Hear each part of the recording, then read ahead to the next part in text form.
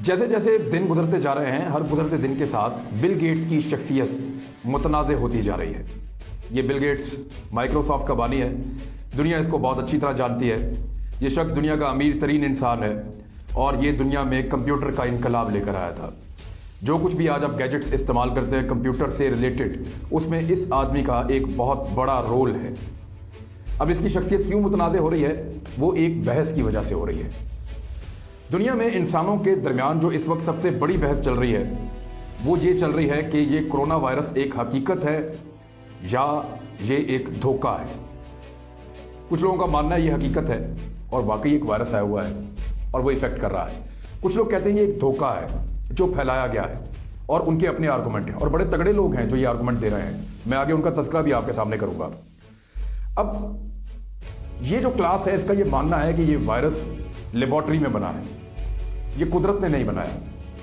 और कुछ हद तक उनकी बात में सदाकत इसलिए भी लगती है कि जितने भी कुदरती वायरसेस होते हैं वो ज़्यादातर सीजनल होते हैं, मौसमी होते हैं, मौसम के साथ ख़त्म हो जाते हैं। लेकिन ये वायरस सीजनल साबित नहीं हो रहा, ये मौसम बदलने के साथ साथ अपने वजूद को बरकरार रख रहा है। हज़रत अली रज़ी अल्लाह अन्हु को एक कॉल आजकल बहुत ज़्यादा कोट हो रहा है कि कोई भी वबा 72 दिनों से ज़्यादा नहीं ठहर सकती। तो उसके पीछे जो हिकमत नज़र आती है वो यही है कि 72 दिन के अंदर मौसम या सीज़न जो है वो पूरी तरह बदल जाता है, तो वबा अपने सीज़न से बाहर जाकर ठहर नहीं सकती।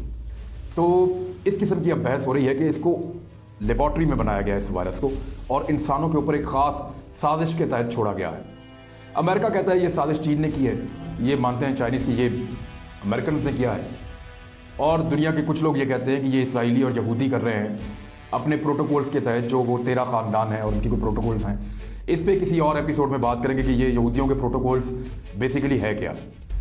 अब एहतजाज भी शुरू हो गया है, लोग आवाज़ें उठाना शुरू हो गए हैं। डॉक्टर्स बाज़ औक़ात बात करते हैं, प्रोफेसर्स बात करते हैं कि ये वायरस एक धोखा है और ये जानबूझकर फैलाया गया है, दुनिया भर के लोगों को मुतासर किया जा रहा है। याद रखिए ये वो वायरस है जो एक आदमी से दूसरे आदमी में सिर्फ हाथ मिलाने की वजह से या टच करने की वजह से फैल जाता है।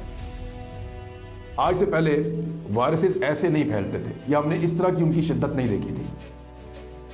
कहा यह जा रहा है कि इस वायरस की बदौलत दुनिया में नए कानून लाए जाएंगे। इसकी वैक्सीन जब मार्केट में आ जाएगी तो ये कानून पास हो जाएंगे, कोई शख्स निकाह नहीं कर सकता, ट्रैवल नहीं कर सकता, किसी को नौकरी नहीं मिलेगी, कोई आदमी सैर सपाटे पे नहीं जा सकता, उसको वीज़ा नहीं मिलेगा, इवन वो हज उम्रा और ज़ियारात नहीं कर सकता, बच्चों को स्कूल में दाखिला नहीं मिलेगा जब तक कि उसके पास ये सर्टिफिकेट नहीं होगा कि उसने ये वैक्सीन लगवाई है। और ये वैक्सीन दुनिया के अमीर तरीन लोग, जिनमें से बिल गेट्स जैसे लोग भी हैं, वो ये वैक्सीन दुनिया को मुफ्त फराहम करेंगे।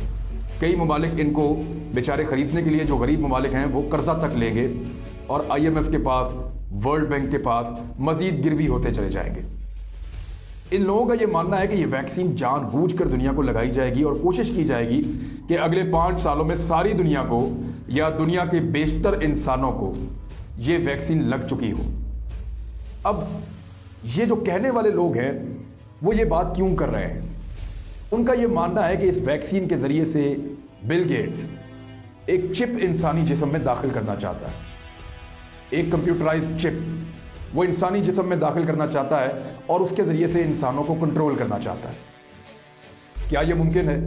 अब इस पे कुछ जो बड़े लोग हैं जो बात कर रहे हैं, इस पे एक ऑस्कर विनिंग डायरेक्टर हैं रूसी, मिखाइल कोव, ये जनाब इन्होंने साफ साफ इल्ज़ाम लगाया है कि जो बिल गेट्स हैं वो एक वैक्सीन तैयार करवा रहे हैं और बहुत बड़े पैमाने पर उसके अंदर कंप्यूटर चिप्स शामिल कर रहे हैं और इंसानों को, पूरी ह्यूमैनिटी को कंप्यूटर चिप्स लगाना चाहते हैं ताकि वो उनको ट्रैक कर सकें, उनको कंट्रोल कर सकें। अमेरिका की बहुत मशहूर वीडियो ब्लॉगर्स हैं दो, और दोनों ये बहनें हैं, डायमंड एंड सिल्क, और ये बड़ी मकबूल हैं वहाँ पे और इनका हुकूमत के अंदर बड़ा अमल दखल भी है। ये दोनों ये कहती हैं कि बिल गेट्स का पैसा उसको वैक्सीन के जरिए दुनिया पर हुक्मरानी और कंट्रोल करने की इजाज़त नहीं देता। ये अमेरिका से आवाज़ आ रही है।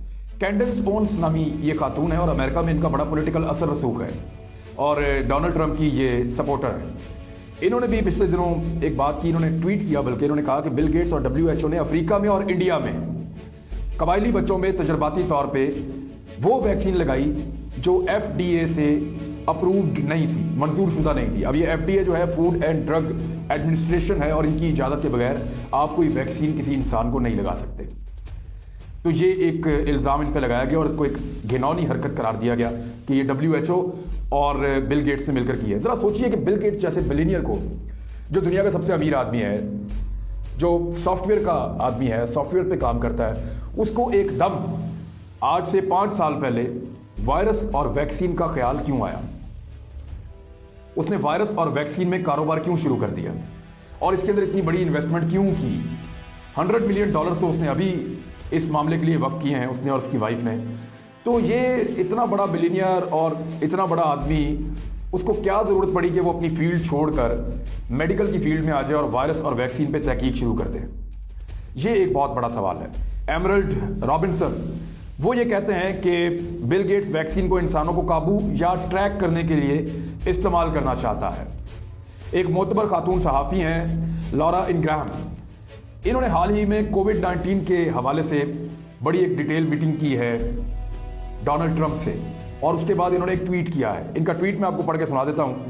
ये कह रही है कि बिल गेट्स और दीगर कुछ लोग इस क्राइसिस से फायदा उठाते हुए लोगों को ट्रैक करके दुनिया पर कंट्रोल हासिल करना चाहते हैं।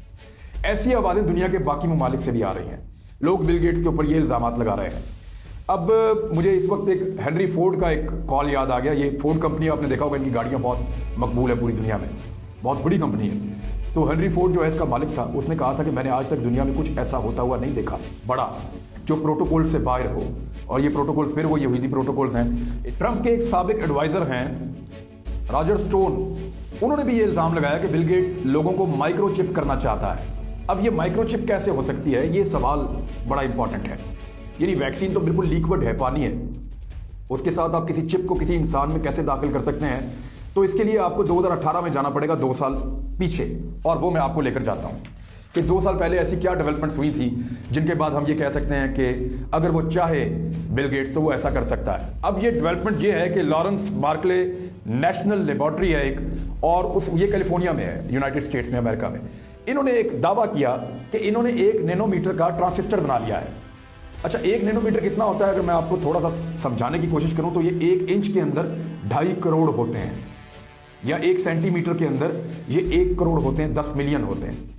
1 नैनोमीटर इतना छोटा होता है। तो इन्होंने इतना छोटा ट्रांजिस्टर बना लिया है, और ये ट्रांजिस्टर ही है जो मिलके एक प्रोसेसर जो है उसको कारामद करते हैं और आगे से आप कंप्यूटर बना सकते हैं। तो ये दावा इन्होंने 2018 में किया था, और उन्होंने कहा था कि ये बहुत छोटा एक कंप्यूटर तैयार कर सकते हैं आने वाले वक्त में। अमेरिका की एक और कंपनी है, उसका नाम है IBM है। इसने मार्च 2018 में दावा किया, बल्कि इन्होंने उसकी प्रेजेंटेशन की कि इन्होंने नमक के दाने या रेत के जर्रे के बराबर छोटे साइज का एक कंप्यूटर चिप तैयार कर लिया है, और इसकी बाकायदा तस्वीरें भी अवेलेबल हैं। बड़े हाई क्लास कैमरा से उन्होंने इसको शूट किया था। तो वो तस्वीर अवेलेबल है कि नमक के दाने से छोटा या रेत के जर्रे के जितना कंप्यूटर जो है वो IBM कंपनी ने ईजाद कर दिया, और उसमें उन्होंने सैमसंग के साथ मिलकर भी काम किया है। इन्होंने उस वक्त एक और दावा किया था। इन्होंने कहा था कि मुस्तकबिल करीब में ये 5 नैनोमीटर साइज की एक चिप बनाने के करीब तर हैं। 5 नैनोमीटर का मतलब यह है कि 1 इंच के अंदर वो चिप्स जो हैं वो लगभग 50 लाख के करीब आ जाएंगी, तो वो इंसानी आंख से दिखाई भी नहीं देगी। और अगर इतनी छोटी चिप को आप किसी वैक्सीन में शामिल करें तो इंसान में जब ये इंजेक्ट होगी तो पता भी नहीं चलेगा कि ये इंसान के अंदर चली गई है। लेकिन अगर ऐसा किया जा रहा है तो क्यों किया जा रहा है? इससे क्या हासिल किया जा सकता है? इंसान के खून में आप एक ऐसी चिप अगर दाखिल कर देते हैं, या बहुत सारी चिप्स दाखिल कर देते हैं, तो वो इंसान को क्या कंट्रोल कर सकती है? इस पे बहुत ज्यादा सवाल जवाब हो रहे हैं। कुछ साइंटिस्ट ये कहते हैं कि वो इंसान को कंट्रोल इस तरह करेंगे कि इस चिप के जरिए से उसके जिस्म में तब्दीलियां पैदा करेंगे, नए वायरसेस पैदा करेंगे, इंसानों को स्लो कर सकते हैं, इंसानों को अग्रेसिव कर सकते हैं, इंसानों को मुंतशिर कर सकते हैं ज़हनी तौर पे, और इंसानों को बेचैन कर सकते हैं। उनको मुख्तलिफ किस्म की एलर्जी हो सकती हैं, और आप जैसे चाहें इंसानों को डील करें। आप इंसानों को मार भी सकते हैं कुछ केसेस में, और अगर आप इंसानों को मारने के, उनको कंट्रोल करने के काबिल हो जाएं, और इंसानों को ट्रैक करना सबसे बड़ी कामयाबी है। कोई आदमी आपसे घूम गया है, आपको नहीं मिल रहा, तो आप उसको ट्रैक कर सकते हैं, ये आदमी इस वक्त कहाँ पे मौजूद है। ये एक बहुत बड़ी अचीवमेंट हो सकती है। और अगर इस तरह की चिप्स इंसानों के अंदर दाखिल हो जाएं तो उनके न्यूरॉन सिस्टम के जरिए से उनके दिमागों पे भी कंट्रोल किया जा सकता है। ये भी फ्यूचर में इस किस्म के दावे किए जा रहे हैं। अब इसके बारे में मुख्तलिफ स्टोरीज जो हैं वो पूरी दुनिया के अंदर गर्दिश कर रही हैं। कुछ लोगों का ये मानना है कि यहूदियों के वो जो 13 ख़ानदान हैं जो बहुत तगड़े हैं, उनके बिल गेट्स के साथ लिंक्स हैं और वो मिलकर टेक्नोलॉजी के ज़रिए से दुनिया के इंसानों को काबू करना चाहते हैं ताकि लोगों को ट्रैक किया जा सके। इवन वो उनकी सोच तक पे असरअंदाज होने की सलाहियत रखना चाहते हैं। ये है वो खेल जो कुदरत के साथ खेला जा रहा है मुबैना तौर पे।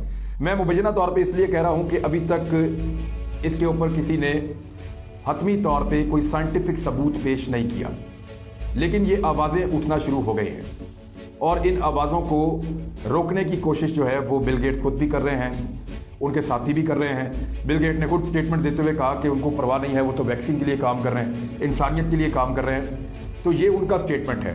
लेकिन अगर दूसरी साइड को आप देखें तो जो चीज़ें बताई जा रही हैं वो मुमकिन तो हैं। अब इस थ्योरी के अगेंस्ट कुछ सवालात भी हैं। वो सवालात बड़े अहम हैं। वो जो तमाम सवाल हैं वो मैं इसकी अगली एपिसोड में आपके सामने रखूंगा कि क्या वाकई ऐसा हो सकता है। अभी तो मैंने बताया कि कौन लोग क्या कह रहे हैं और लोग क्या सोच रहे हैं कि किस तरह इंसानों को कंट्रोल करने की एक साजिश की जा रही है और किस तरीके से उस साजिश को मुकम्मल किया जा सकता है और उसके नताइज क्या होंगे। अब मैं वो सवालात उठाऊंगा कि ऐसा मुमकिन किस तरह हो सकता है और वो कौन सी चीज़ें हैं जो ये बताती हैं कि ये सब कुछ करना इस वक्त मुमकिन नहीं है। वो मैं आपको अगली एपिसोड में बताऊंगा। अब तक के लिए बहुत शुक्रिया आपका।